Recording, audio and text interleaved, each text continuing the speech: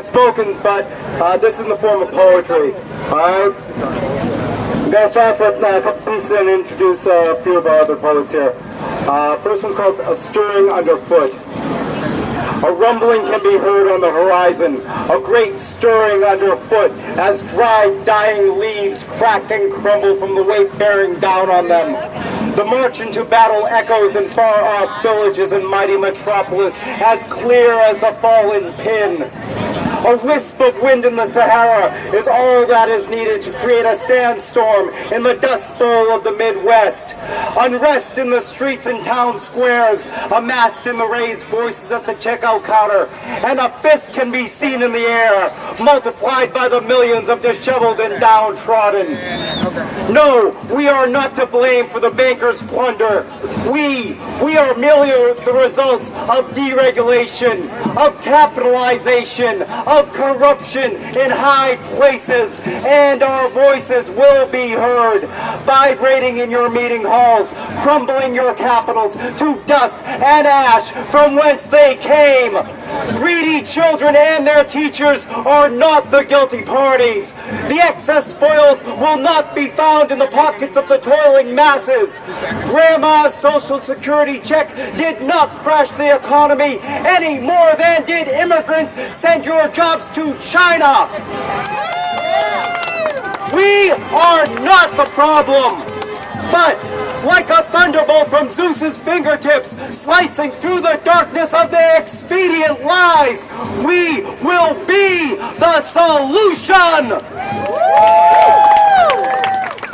To keep this moving, I'm just going to go right into the next one. This one's called Imposing Democracy.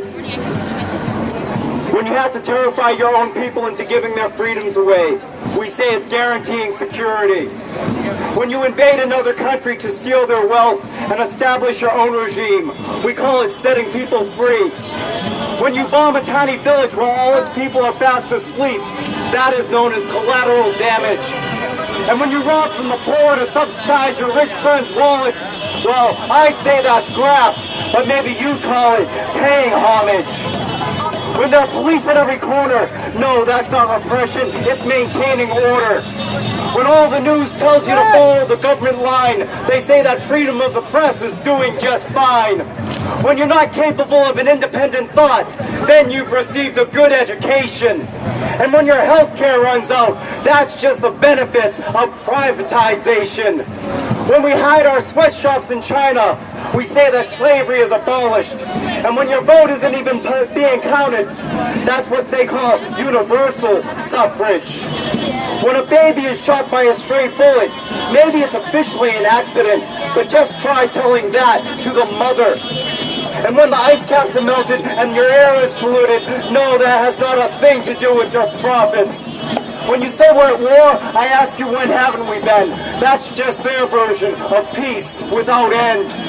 Why is it that the rules suddenly change when you're on the wrong side of a color? And while you're at it, can you explain to me how life in prison without a trial could ever be for their own protection? And when you get to choose who has the right to live, is that what's meant by having God on your side? When the judges are allowed to hand out the jobs, is that thanks to having free and open elections? I don't know what you think about all this that's going on, but if that's democracy, then something's very, very wrong. Our next poet coming up, please give it up for Matt Cedillo.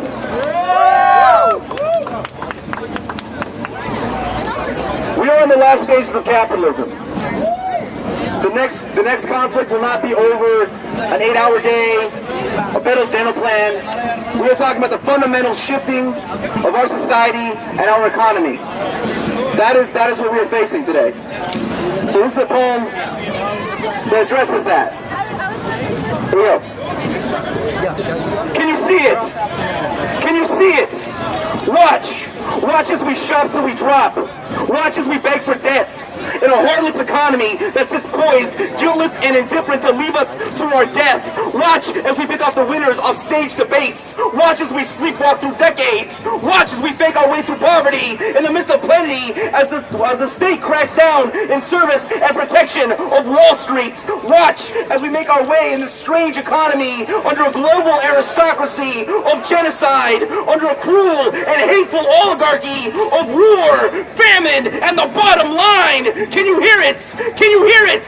Listen in as the tune of Walmart to the bells of Wall Street, to too big to fail, to too big for class action, to too big for justice. Listen in as in the name of speculation, automation, and market derivatives, the merger of state and corporation, fascism 2.0, goose steps over Tom Jones' starving belly, the broken back of John Henry, the prophetic warnings of Charlie Chaplin, of a natural man with machine hearts who make modern the classic art of throwing families out of their homes, off the land and into the factory, then out of the factory and into the Walmart, then off the Walmart and into the streets, and under the law of the land, under signs that read private property. If you do not work, you shall not eat. This is the dawning of a new era. It is the song of a new class. Workers who've thrown out jobs that are not coming back. And that is not an opinion. It is a cold, hard fact. It is hard science. In this cruel world, it is the content of our times. It is our historical mission laid out before us. You will fight or you will die. We are the 99% who must fight for a better world or we shall surely perish. In this one. That's right. Monster?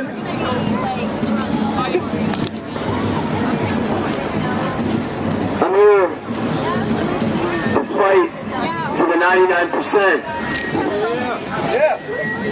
I'm here to be the voice from the suburbs of alienation. I'm going to do a poem about from where I came from. This goes out to all the alienated kids from the suburbs.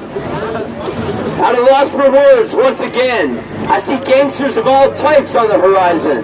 Federal gangsters, state gangsters, county gangsters, street gangsters, barrio gangsters, soul-sapping shot callers, thugs of oppression respected by wannabe ballers, hollering at me about what it is, or who I was, or what it's been, or where I'm going. I realize I am my own best friend and my own worst enemy, simultaneously wasting and possessing a tremendous amount of positive and negative energy, burning bridges before they are built, building others before there's anything to connect to, dreaming of a suburban resistance, disaffected office workers and bored children who know there must be something more than the empty streets and gray cinder blocks of social control that would make George Orwell fall into a dizzying spell of thought control until he too realized, like Winston in 1984, that it is still possible to think and to dream within the restrictive prison known as 2011, a soul-draining heaven for status quo forces. We love the addictive control of electronic media in addition to real repression, otherwise known as prison. But don't be fooled. Facebook, Twitter, and Fox News are all tools used to eliminate the lessons necessary for young humans to learn social skills that could possibly enable them to rebel in solidarity, instead of becoming part of a class of children of all classes and creeds, feeding into the needs of the machine by enabling minds of madness that divide us to have their way with our environment and the landless, all in exchange for an unfulfilled promise of property. Would Orwell think in 1941 of an option to rise up in an alternate hierarchy of underworld value systems, ultimately similar in structure to the governments and corporations for which we stand? An alternate reality of drug trafficking, street fighting, street racing, cheating, and lying? I'm not saying these things aren't exciting, but the way they organize is strangely similar to the government that likes to do all this dividing. Let's tap into the growing resentment of this culture. Repression is not too big to fail. Let unhappy suburban kids wail in resistance against the veiled racists, or cover them in the streets of emptiness, and let the dissociated traffic passerby in pimped-out 4-year-old Escalades, paid for with loan shark interest rates, see that a true resistance of all peoples is forming. Black, white, Mexican, urban, suburban, and rural Central American, Latino, Asian, gay, straight, trans, Catholic, Christian, Muslim, and Jewish. Men and women of all ages, even people from social stratas who may not realize yet that they too have no say in this day and age about who ultimately controls the fruits of their labor, their wages, or the assets they think they have, repossessed in a moment of joblessness. From the streets of downtown LA to the canyons of Simi Valley, from Oakland to Miami, wherever the heart of discontent beats, from New Orleans to the burning Middle East, it is time to end this game of getting rich or dying trying. We have realized that all roads are leading to dying, and we can at least choose to live our lives doing what we like without the torment of fascist clowns telling the free how to breathe. It is time to take apart this machine like a kid who wants to fix his big wheel on the driveway of loneliness in the suburbs of LA. And next up is the Revolutionary Poet Brigade is Luis Rodriguez. No, my name is Luis Rivas. I belong to a lot of organizations. One of them is a Revolutionary Poets Brigade. So this poem is kind of an answer to, or a response to people asking, well, are you guys anti-capitalist or anti-unregulated capitalists? So it's called, you can call it what you want. You can call it what you want. It can be a protest, sure. It can be an uprising, yes. It could even be a revolution, perhaps. A sustained political action, a mass consciousness awakening, a transformative and inevitable progression that rises and falls like the crashing waves of history. But we grow weary of being invisible, of dreaming invisible things, of having visible hands bound with visible and white zip ties, of visible and audible hunger that must be quieted while standing in long lines at food banks, or hearts that must be told to slow down while waiting for the unemployment deposits to go through. Yes, we have grown real goddamn tired of being sold economic policies that accommodate the extended careers of CEOs. We are tired of the previous generations preaching majestic reforms, that of tides only turning with time. No, we don't ask for change. Our hearts and hunger demand it. From New York to Orlando, from Chicago to Phoenix, from San Francisco to Los Angeles, from all the occupation movements in the country and world, we've always been a majority, but never really felt like one. We do not wish to abolish one or two laws. We do not wish to oust one or two office holders, but all that have been enemies to our class. We do not want to regulate capitalism. We want to bury it. Yeah! We have awakened, risen, and yes, the revolution will not be televised because television is owned by these enemies. But it sure as hell will be tweeted and retweeted, and it will be on Facebook, and the revolution will have a Tumblr page. And when it comes, they will deny its existence to its face, however premature. They will deny its necessary beauty, its beautiful necessity, and its budding hideousness. But, like a dark and poor child born in South Los Angeles, like a child born in Cabañas, El Salvador, like a child born in Oaxaca, Mexico, screaming from pain and shock, it will come like that. Like the newborn eyes of hope sparkling with wonderment and future, like a bright shining new day, and the world will finally see that we exist, that we have always existed, that our dirty working hands have stopped showing their palms, they have tensed into fists. Alright, thank you very much. Let's give it up one more time for the poets. The fusion of art. And the people from around our country, and yes, this is our country. This is our country. All the people of different colors and different ages, the people who were born here and the people who have migrated here. This is our country. It doesn't belong to the 1% who are trying to control it. So we have to stand up and do something about it. I'm here to talk about education in particular.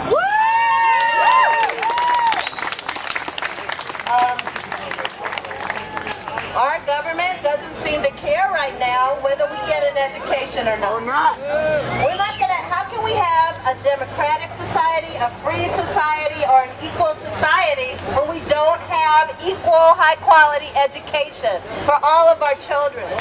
We can't! Live in the richest country in the world, in the richest state, in the richest country in the world, but yet they are cutting jobs, teachers' jobs, nurses' jobs, counselors, no more music in the schools. I teach at Cal State Los Angeles University. Anybody from Cal State in the house? At our university, the fees have gone up by 200% in the last few years. They are pushing out working class kids. They are making it harder for kids to graduate, harder for you to get loans, harder for you to just get the classes that you need. And their reason is there's not enough money. Now, are they serious? There's not enough money in the state of California? Do you know how many corporations and billionaires we have in the state of California? We have more than any other state in this country. So therefore, there is enough money. The problem is that our government leaders are just doing what the corporations and the banks tell them to do instead of what we tell them to do. What are we going to tell them to do? We are the 99%. We are the people. This is our country, and we need to take our country back. Thank you very much. The people united will never be defeated. The people united will never be defeated. The people united will never be defeated. The people united will never be defeated. The people united will never be defeated. The people united will never be defeated. Take the facts. And to end the night here on the second day of Occupy LA, we have a drum circle just for you guys.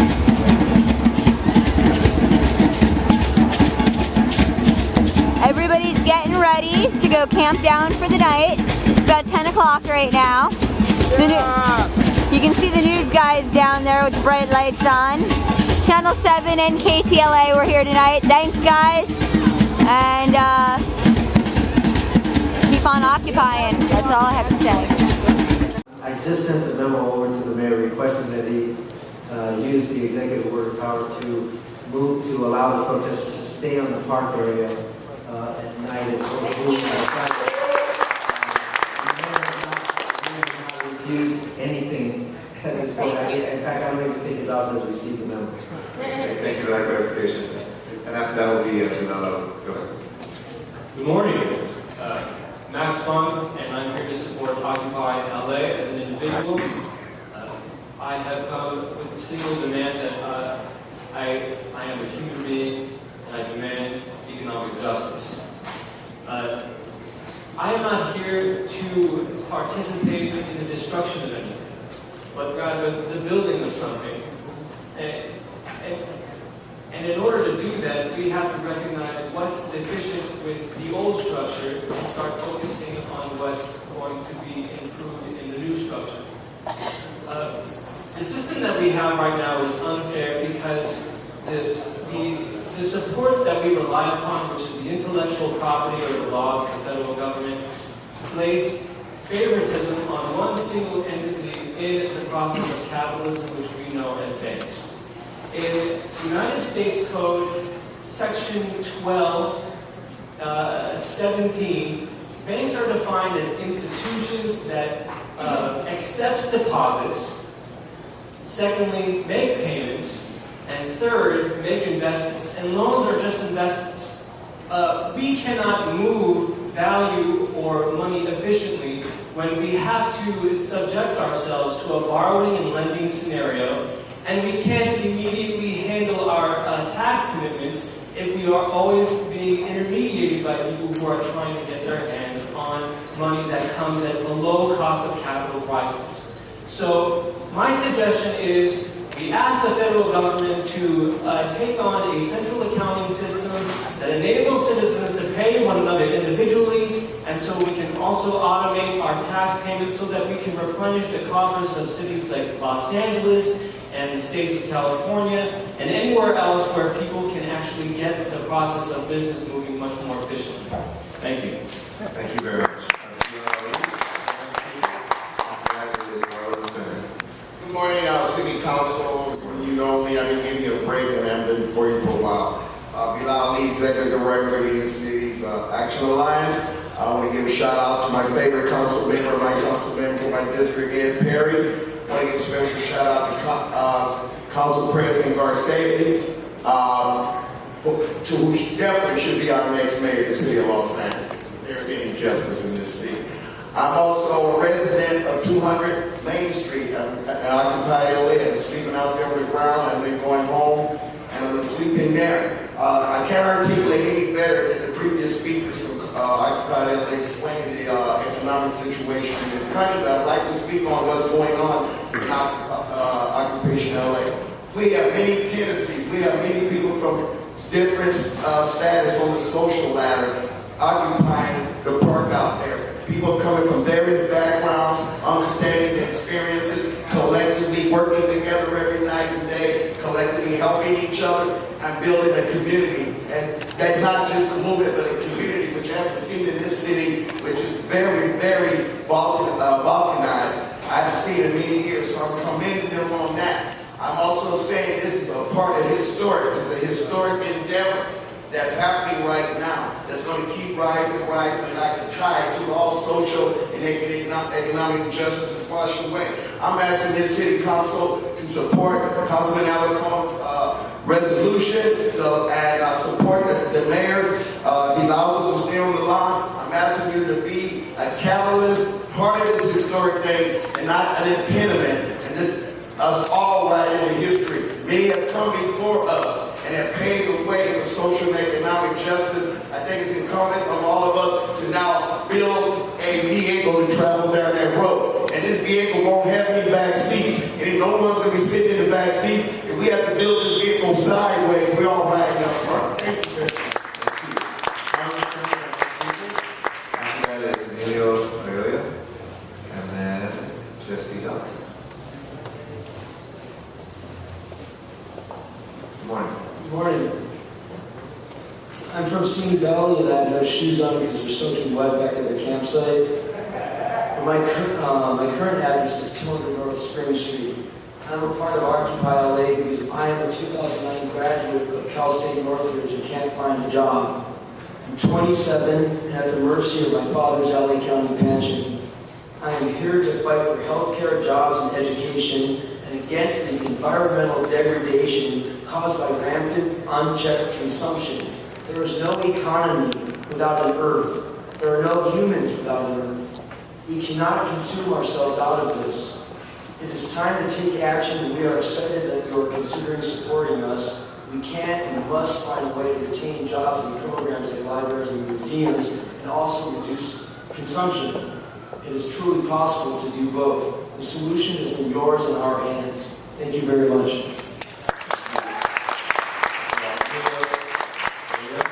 Jesse Johnson. After that is Catherine Mountain. Morning. Morning.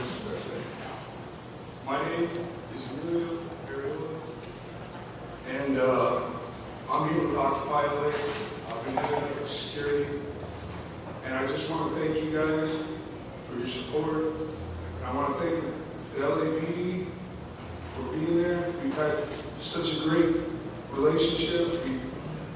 We've kept it all at our level, and it's just it's absolutely amazing. I'm here because I got sick and tired of being sick and tired of complaining about things. God, this isn't right, that's not right. I'm out here because I want to have my voice heard. I don't want my kids living in a world of greed, of these corporations. Greed is going to be the downfall of humanity. And I'm here because I don't want that to happen. I want to be heard. We are being heard. My current address is here, 200 Spring Street, and it will be. I don't have a home anymore. This is my home. In this regard, say you send me on that North Lawn, stay here as long as you need to, and by God, I'm going to stay here as long as it takes.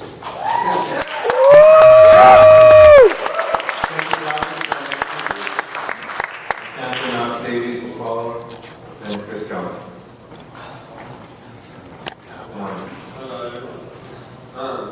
I'm a 22-year lifelong resident of Los Angeles, and I can say that my entire conscious life I've been waiting for a movement like this to happen.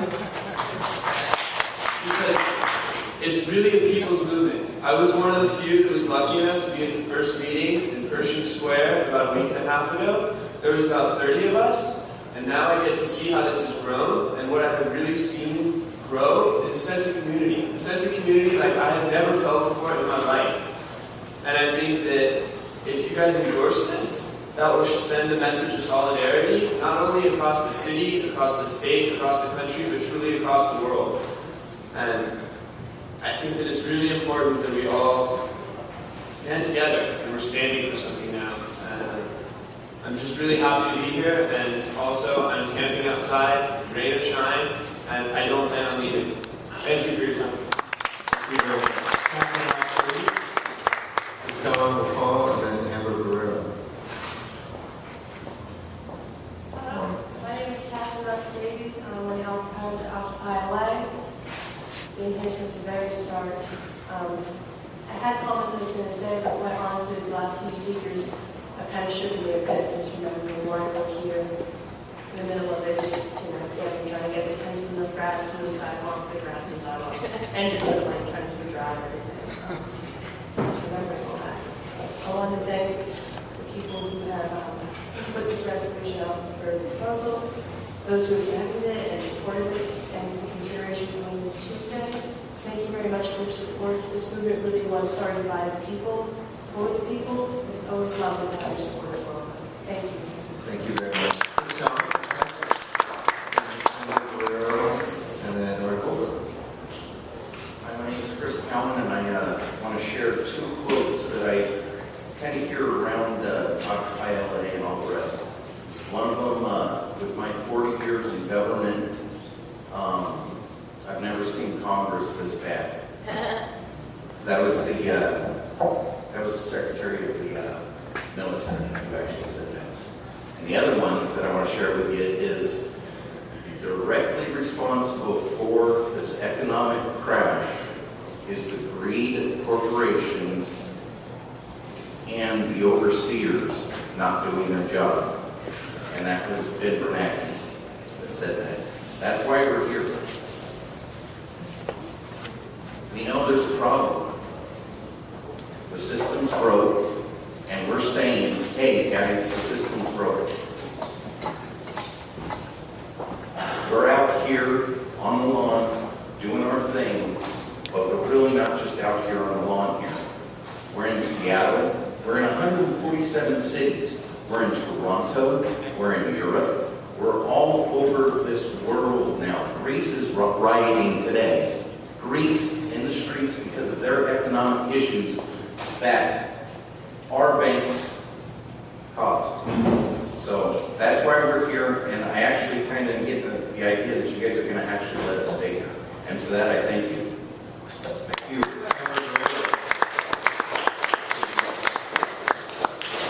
And Art Goldberg, and then Lucero Martinez. Hello, thank you. Just move the microphone down a little bit. Thank you first. Hello, thank you for taking the time to hear me. My name is Amber Guerrero, and I'm a student at Valley College.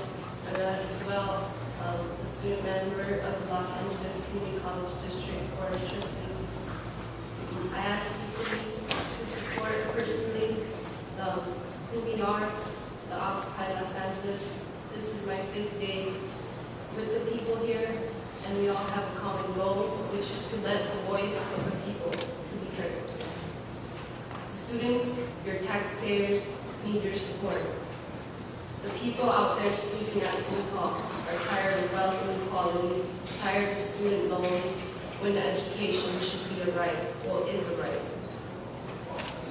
Raising fees in higher education, leaving our students and their future in debt. Tired of the gap of rich and poor and a diminishing middle class. We need a fair economy, and this is dire. Thank you for your time.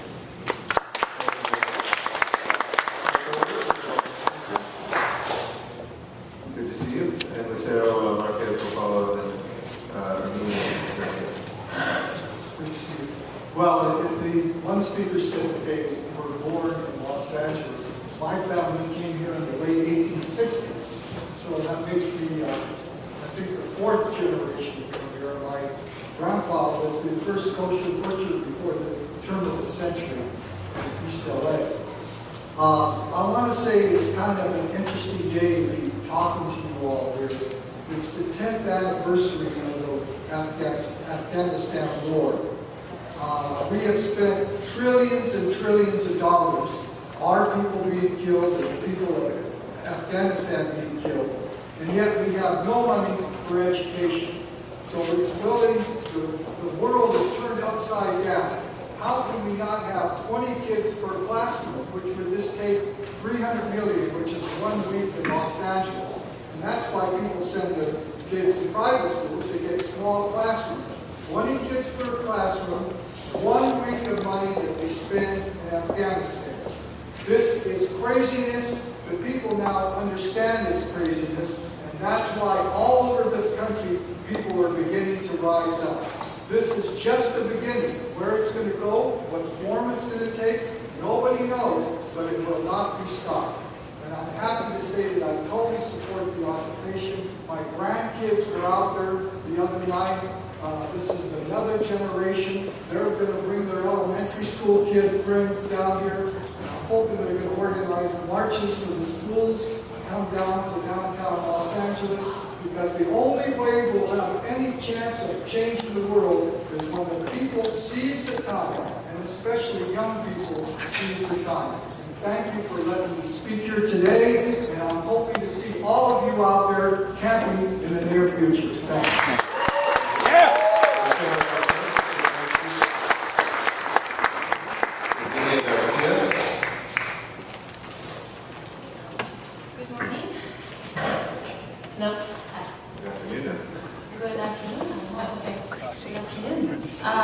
My name is Lucero Marquez, and excuse me if I'm a little wet. But I've been camping out in front of City Hall now for the past will be my 5th day. And I am here with Occupy LA. I was born in Los Angeles, and my address is now 200 North Spring Street. And I plan to be here as long as it takes. Why am I here? I'm here because I got tired to see the banks getting bailed out while us, the people, the 99%, got sold out.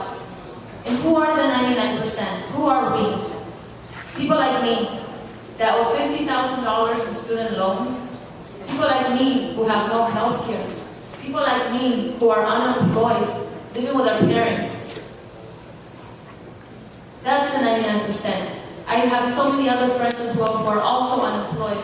And today I am here in support and asking for you to support and vote to pass a resolution so that we get the support that we need from our city.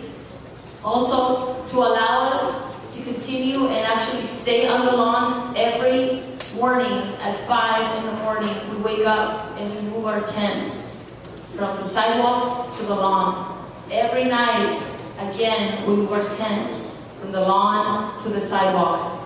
We need your help. We need you to support us. And the way you can support us today is, again, allow us to stay on the lawn and pass a resolution to support Occupy LA. Thank you. Thank you. Amy Garcia.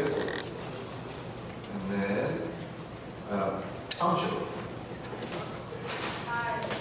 I'm Amina Garcia. I'm here in support of the Occupy LA resolution. Occupy LA is a movement that was started by the people, for the people. We need to unite and stand against these big corporations and banks which have put us in the economic situation we are in. The 99% needs are being neglected. I am, you are, the police, the teachers, these councilmen, everyone in this room is part of the 99%. And we are living under a system that only works for 1% of the population. And they do not know anything of the struggles we go through, like unemployment, student loan, credit card debt, foreclosures, and things us, the 99%, deal with every day.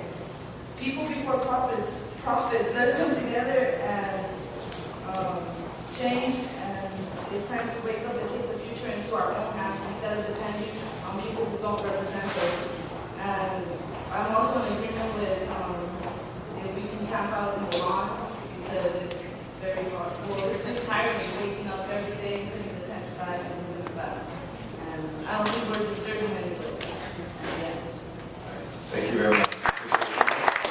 Our last public speaker is man's up. Poncho. Hey, I'm occupying LA, but I also happen to think that I'm occupying the world, and that we all are. And there are corporations all around the world, and corporations don't have borders.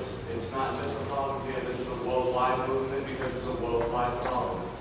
It's not just our economy and the war and politics that we have to draw the line with. It's our very existence, pollution and things that are caused by corporations outsourcing to different countries like Malaysia, first world countries, and even China to do their dirty work and pay people less and not have to deal with the pollution and regulations that they would have to deal with.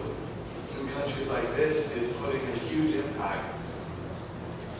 The time for change is now. And if we don't do something quickly and drastic, I'm afraid that we'll be thrown into a world war over water or over resources or just over distress. People putting lives and stuff like that. I'm afraid of fascism. Being in the United States, we're a young country, and I feel like most of the youth doesn't really know what to do. And that's why I'm here, because hopefully someone on my knows what to do. Thank you.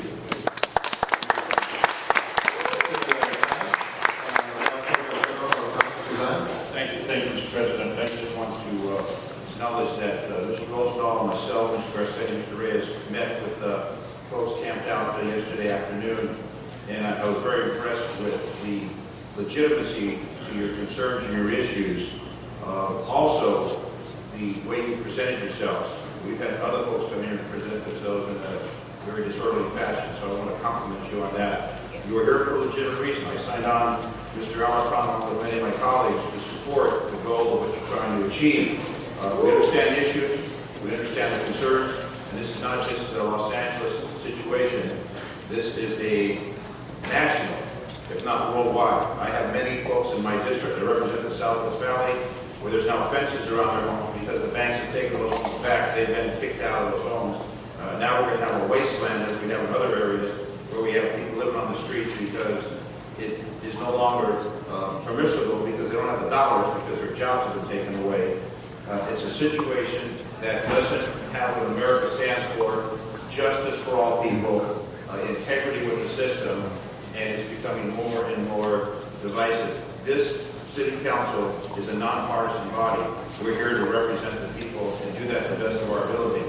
We acknowledge there's an issue, we acknowledge a major issue, and we're working to try and correct that. And Mr. Alarcon, with the rest of the colleagues, we're diligent in that. But I want to acknowledge you are disciplined within yourselves, that you do this in an orderly fashion. The police are working with you, and it's not a hostile environment as we see in Greece and other parts of the world. So stay on the focus of what you're doing. You've got our support, at least my support, many of my colleagues. We empathize with you. We want to help. We want to make it better. And you're out there in the rain, which is a miserable condition to live in, and we want to make it better. So we are allies with you in trying to bring this about to a positive environment. Again, Mr. Alarcon, who's chairman of my other colleagues, thank you very, very much.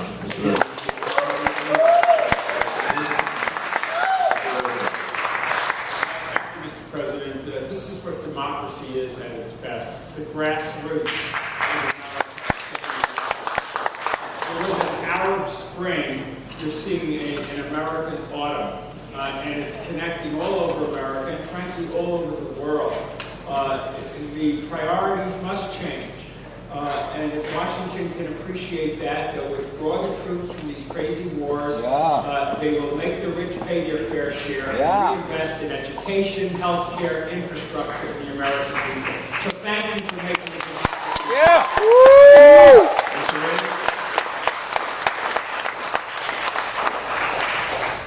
I just want to add to the choir and thank you for your inspiration.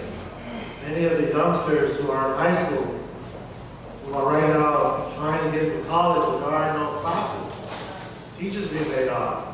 We're telling young people you need to get your A's and raise your grades and score high in SAT and get this black book. For what? The college is not even there. They're shutting down a lot of our classrooms, and it's a shame. that we condemn the future, or at least the perspective of the future of our kids because of the leadership that's not being demonstrated by the corporations, and by this ugly junior high-ish mentality in Congress, where we do not want to look at compromise and see what's best for our children. So I thank you for the inspiration. I'm hoping more people get involved and that we start voting with our wallets. And we start looking at our own ways of sustaining ourselves and let them know if we want our dollar, we should be truly Americans. Thank you very much. I really don't want to make a statement, but the resolution stands on its own. But I do want to commend the LAPD for working with us to ensure the safety of the peaceful demonstration, so that the story is not about a police and protester clash, but about the message that they are presenting. And so thank you so much for that message. But at the same time, I want to give particular credit to Chief Basinger, who worked very hard to find a way to make this happen and have peaceful coexistence.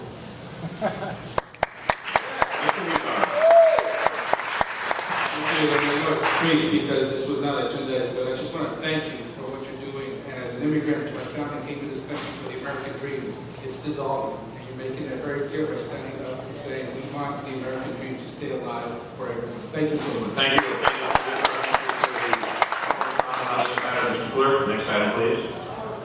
That brings us to item 24, called Special Cards. Mr. Lamont, before 24. Point of information, Mr. City Clerk, I believe the Nobel Peace Prize is presented in a public building in the City Hall. So I think it's only appropriate that people come here and voice it. A lot of work has to be done, as our city attorney will tell you. But I just wanted to make the fact that the Nobel Peace Prize is what is the most noblest of all prize, is in the town hall in Oslo, I believe. Is that right, Mr. President? Yes, in Oslo. So I just wanted to make that point. As we hear about things that are beyond our control, in a sense, but not beyond our voices and our ears. Thank you. Thank you, Mr. Lamont.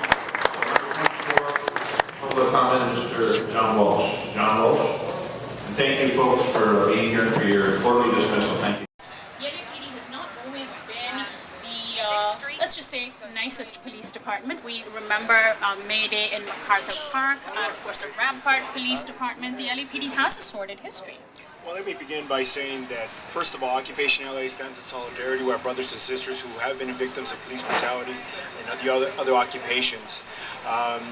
And that, one, we look at it, and look, I've been part of the immigrant rights movement for a very long period of time and been part of the police brutality movement before this as well.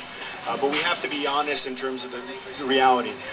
We have had a very cordial relationship in the sense that they know that what our rights are, we know what our rights are. We explained our rights very clearly and concisely to the police, and that's one of the reasons why we've been able to operate and function, because we look at it the long haul. If we're going to have a sort of a combative relationship when it's not necessary, and force a closure of our movement prematurely, it doesn't serve anybody's interest but the capitalist interest. Alejandro, how do you respond to that, and what have been some of the problems that you have felt? I think that we're undermining our own strength by saying that the reason why we're allowed to exist here is because we've been having private conversations in which we're appeasing police directives.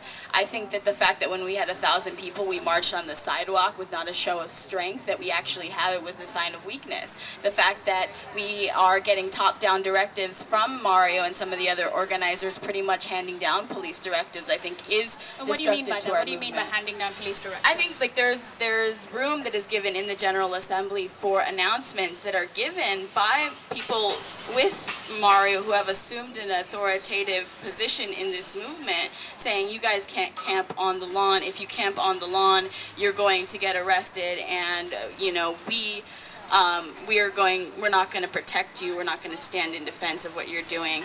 And I really believe that the reason why New York was so successful is not because they acquiesced to the whims of the police, but because they stood up to them. And I don't think we would have expanded to 200 cities across the state if New York didn't take the position that they did against the police. Okay, Mario, how do you respond to that? Well, one, it's a false premise to begin with. Nobody's given orders in the Occupy LA. Every decision is made at the General Assembly. And even when the decisions are made, people are free to make individual choices where they comply or they don't comply. Because So if people wanted to camp where the cops didn't want them to, sure, they could do so? We're allowed to. And furthermore, we took the position with the police that, and with our attorneys, that we would protect those people who chose not to comply with those orders that we felt. In fact, we used another legal argument that we thought that the U.S. Supreme Court case dealing with 24-hour vigils and tents allowed us to be there, and we said they're just resting with their eyes closed, that's all, and therefore they have a right to be in their tent. So the whole concept that there's top-down leadership is false.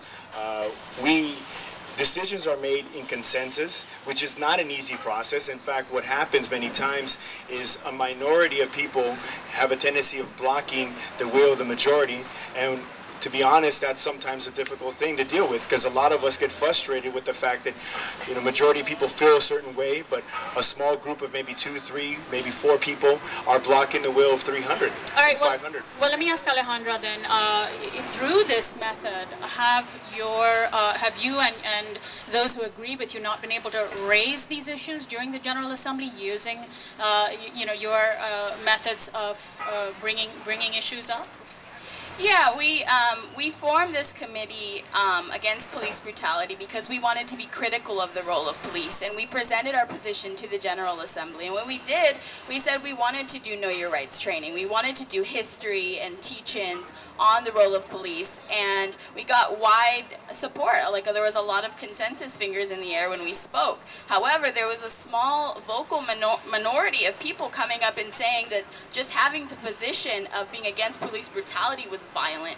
And, we are, as black and brown youth, coming here and saying, this is our experience. We have people in our families being deported. We have heightened police presence in our communities. We do not have a good relationship with police, and to undermine that is silencing, and it really is imposing a privilege upon us as members of Occupy LA that is reinforcing the hierarchies in our society that we're trying to challenge. Now, Mario, you said you've been involved in the immigrants' rights movement. I understand you yourself have dealt with cops in the past. How do you respond when Alejandra says this? I think it's false, and her pretext is false.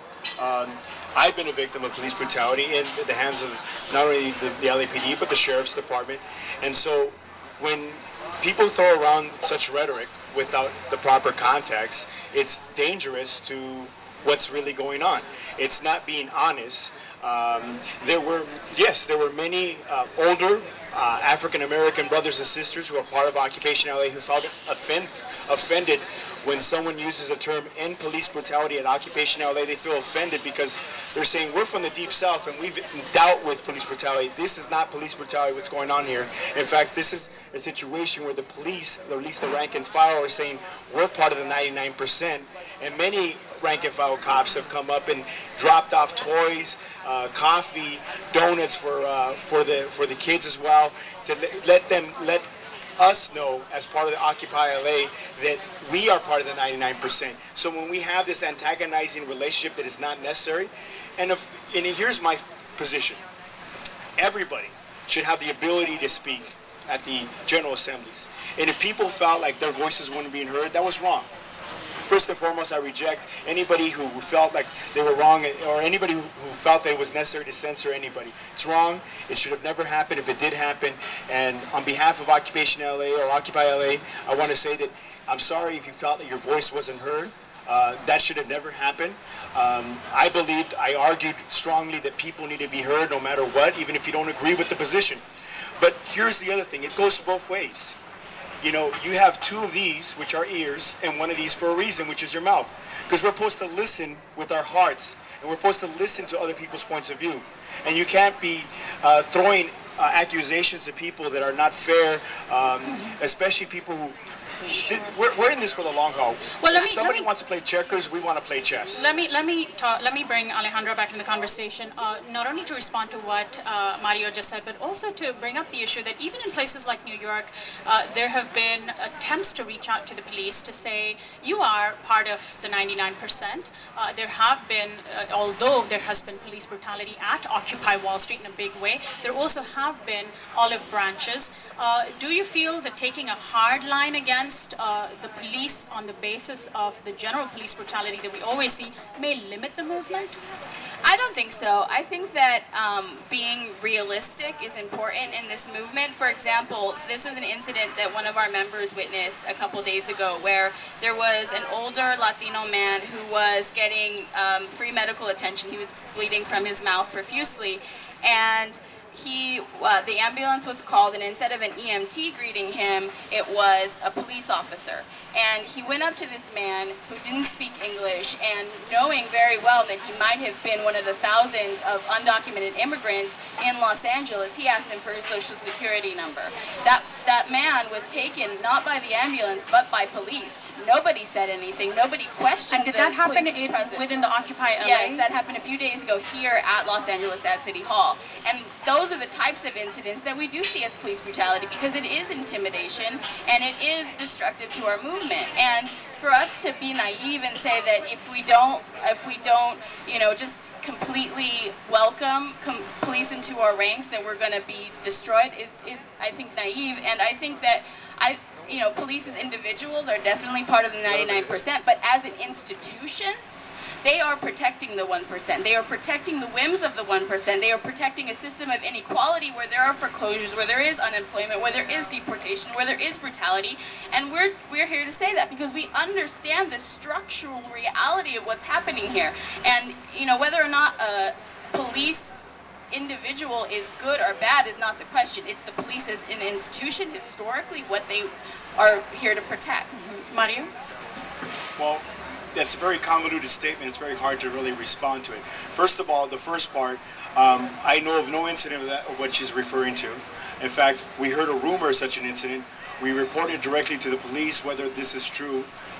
We've asked for people to come forward as witnesses. Nobody knows anything. It's rumor. Well, let me ask you this. It's rumor and innuendo, and how could I respond to rumor and innuendo? Because it's not fair. But suppose such a thing did happen, which how would you respond if such a thing did happen? First of all, if it did happen, I would immediately go, if I was in the vicinity, go to the police involved and says, first of all, you don't have a right to ask for someone's social security number when you're trying to deal with a medical situation. And of course, the EMT should be there. So again, I don't know whether this is true. I can tell you that there's been several people who heard the story, maybe 2 or 3 people who've heard the story, but nobody who's actually seen that happen. So to me, it's hard for me to respond to something I don't know, and there hasn't been anybody who's come forward with actual documentation this occurred. And if it did occur, again, we would have our attorneys on this again. But let me come back to this point where she rejects the fact that the police are part of the 99% or that they don't have a role to play in this whole process. First of all, we live in a society which has diverse people, diverse points of view, and diverse ideas. And I quote Martin Luther King: "We all didn't come on the same ship, but damn it, we're on the same boat." And this is the reality here. And we're on the same boat, and this boat is this planet, the boat is this country. And we all have to get together. We all have to figure out a way that's what makes the occupation movements or Occupy LA unique, is in the sense that there is no high top-down leadership saying that this is how it has to happen. Debates happen organically, and that's why it takes time to come with consensus. It's never something easy. People have to have that inner exchange of ideas. But if we don't come with an exchange of ideas that are positive, that are open to other people's points of view, then we're never going to get anything accomplished. I'm going to ask both of you if you agree with my understanding of your positions. Then Mario, it seems to me that your position and the position that is represented by the General Assembly is that we are going to accept that the police are acting in good faith until they prove us wrong. And Alejandra, your position, I think, is that we are going to look at the history of police brutality in Los Angeles and assume that the police are not our friend until they prove us wrong. Is that accurate? Mario first. Yes or no? I think it is accurate to a point. One, we're none of us are naive. I mean, we're coming with eyes wide open with the historical context of what's occurred. And then Alejandro? I think our role is more to prepare for the instance of So things you're like, assuming things will go wrong. well, if we would have been able to, meet and have the type of discussions that we wanted to have instead of defending our position, we could have been better prepared Meet with? as a group, because we had to defend The whole ourselves. assembly. We could have had a response prepared for the incidents that happened with the man who was taken away by police. We could have been prepared for these things, and that's what we want to do. We want to be prepared. We want to be, a lot of people are new to the movement. A lot of us have been organizing Los Angeles communities before, and we want to just, share our experience with dealing with police in a way that doesn't promote unnecessary clashes and doesn't promote violence against our people. Well, finally, let me ask the two of you, aside from this issue on the relationship with the police, is there broad agreement on other issues that the two of you feel, have enough overlap in terms of issues of racism, economic justice, and broader issues that are reflected across Occupy LA, Maria? I like to believe there is, and one of the things we have a rule, just so people understand, in Occupy LA is that keep your ego in check, meaning you have a right to your ideas, but be willing to hear other people's ideas. And I just also want to make really important that people understand this, is that not once, not twice, but 3 times in the General Assembly, the General Assembly unanimously had consensus that we reject all forms of violence. I want to make that very clear. We are a non-violent social revolution. All right, final thoughts, Alejandra? I came to this movement because I really wanted to see a change in society, and I think that's where we want to eliminate racism, we want to eliminate attacks on undocumented immigrants, we want to fight against all these things, and that's why we're part of this, and I think that we can make it work, but it's going to be a struggle, and there's going to be these debates. And that's why we're having that debate right here on KPFK. I want to thank the two of you so much for joining us today. Alejandra Cruz is a member of the Committee Against